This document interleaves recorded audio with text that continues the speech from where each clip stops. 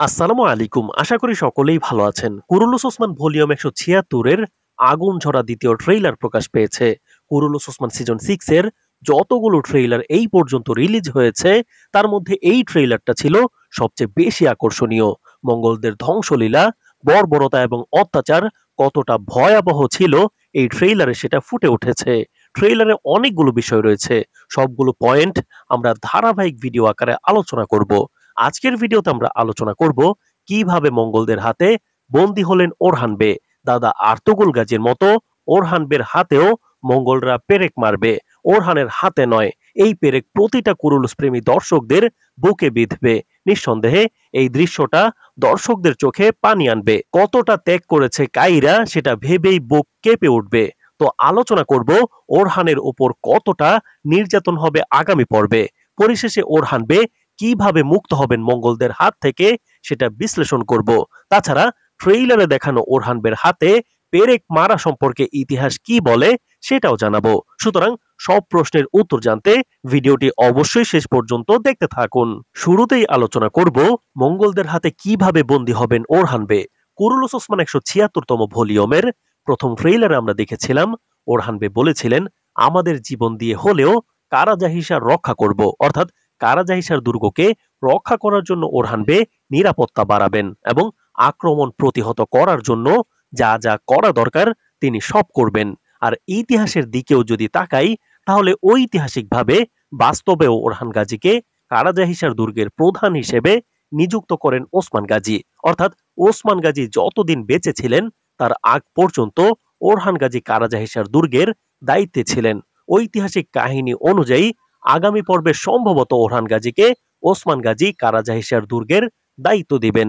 এটা একটা বিষয়। আবার এইটাও হতে পারে যে হয়তো খবর আসবে মঙ্গলরা কারাজাহিসারে হামলা করতে পারে। তখনই ওসমান গাজীর নির্দেশে ওরহান বে, চেরকোতায় এবং বোরান আলবদের নিয়ে কারাজাহিসারে যাবেন দুর্গ রক্ষা করতে। আর দ্বিতীয় ট্রেইলারে এসে আমরা এটাই দেখতে পাচ্ছি। একদিকে বোরান আল্প, জেরকোতায় বে এবং ওরহান বে এবং তার সেনারা, আর বিপরীত দিকে মঙ্গল কমান্ডার আলতোগাই অর্থাৎ জেরকোতায় আল্পের ভাই, তার নেতৃত্বেই কারাজাহিসারে আক্রমণ করতে এসেছে মঙ্গলদের একটি দল। এখানে জেরকোতায় আল্পের এক্সপ্রেশন দেখে বোঝা যাচ্ছে তিনি তার ভাইকে চিনে ফেলেছেন। তবে ওরহান বে কিন্তু চিনেন না। ওরহান বে এখানে মঙ্গল কমান্ডার আলতোগাইয়ের সাথে তর্ক বিতর্ক করবে এবং ওরহান বে বলবেন, কে তুমি? তখন সে বলবে, আমি জেরকোতায়ের ভাই আলতোগাই। প্রথমত ওরহান গাজী দায়িত্ব পেয়ে কারাজাহিসারে আসবেন, নয়তো মঙ্গল হামলার আক্রমণের খবর পেয়ে তারা কারাজাহিসারে আসবেন আক্রমণ ঠেকাতে। এবং এখানে একটা লড়াই হবে দুই পক্ষের মধ্যে। আর তার পরের দৃশ্যেই কিন্তু আমরা দেখতে পাচ্ছি ওরহান বে বন্দী মঙ্গলদের হাতে এবং ওরহান বের হাতে খুবই নির্মম ভাবে পেরেক মারা হচ্ছে। এখন প্রশ্ন হলো, কিভাবে ওরহান বেকে বন্দী করা হলো? তো আমাদের কাছে মনে হচ্ছে না কারাজাহিসার দুর্গের ভিতর থেকে ওরহান বেকে বন্দী করে নিয়ে যেতে পারবে মঙ্গলরা। এখানে কয়েকটা ভাবে ওরহান বে বন্দী হতে পারেন।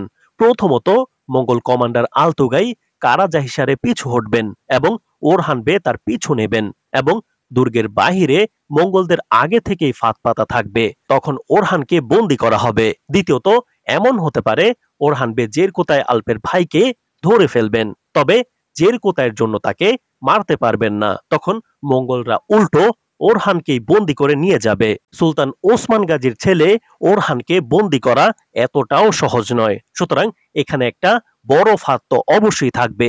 আর এই ফাঁদে কমান্ডার লুকাস এবং সোফিয়ার সম্পৃক্ততা থাকবে মঙ্গলদের সাথে। তাদের এক্সপ্রেশন দেখে এটা নিশ্চিত বোঝা যাচ্ছে।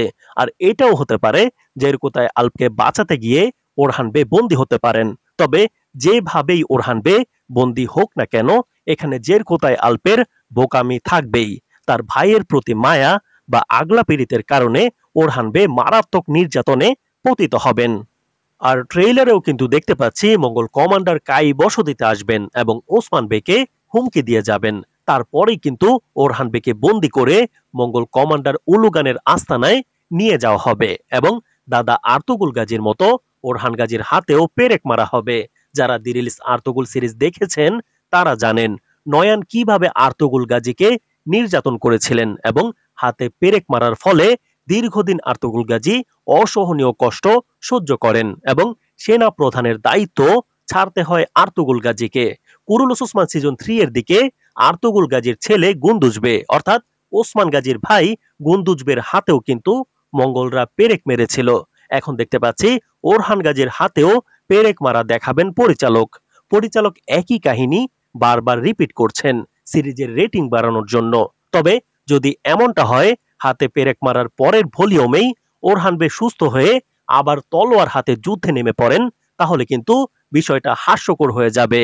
আর যদি আর্তুগরুল গাজীর মতো বহুদিন অসুস্থ থাকেন, তাহলে বোঝা যাবে পেরেক মারার ভয়াবহতাটা। আর যদি ইতিহাস থেকে বলতে বলেন, তাহলে বলবো ওসমানীয় সাম্রাজ্যের ইতিহাসে কোথাও নেই কখনো পেরেক বিদ্ধ করা হয়েছিল।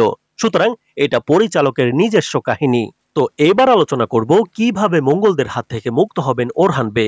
আগামী পর্বে ওরহান বের উপর ভয়াবহ নির্যাতন করবেন মঙ্গল কমান্ডার এবং ওরহান বেকে দিয়ে ওসমান বেকেও মঙ্গল কমান্ডার ফাঁদে ফেলতে পারেন বা ভয়াবহ জুলুম কার্যক্রম পরিচালনা করতে পারেন ওসমান বের উপর। তবে আমাদের কাছে মনে হচ্ছে না আগামী পর্বে ওরহান বে বন্দী হবার পর একই পর্বে ওরহান বে আবারও মুক্ত হতে পারবেন, বরং আগামী পর্বে তো প্রশ্নই ওঠে না তার পরের পর্বেও মুক্ত হবেন কিনা সন্দেহ। হতে পারে একাধিক ভলিউম ওরহান বে বন্দী অবস্থায় থাকতে পারেন মঙ্গলদের কাছে।